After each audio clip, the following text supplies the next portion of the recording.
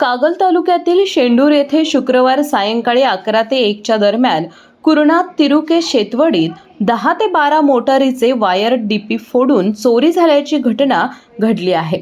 सुमारे 35 ते 40 हजारांचा मुद्देमाल लंपास करण्यात आला असून शेंडूर परिसरात भीतीचे वातावरण निर्माण झाले आहे। ऐन कडक उन्हाळा सुरू असताना वायर चोरी झाल्याने शेतीचे मोठे नुकसान झाले आहे।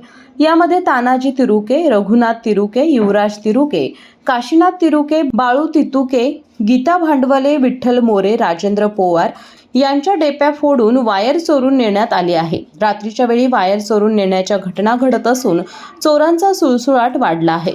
याकडे पोलीस प्रशासनाने लक्ष देऊन लवकरात लवकर कारवाई करावी अशी मागणी शेतकऱ्यांमधून होताना दिसते। जनप्रवास लाईव्हसाठी शेंडूरहून अजित बोडके।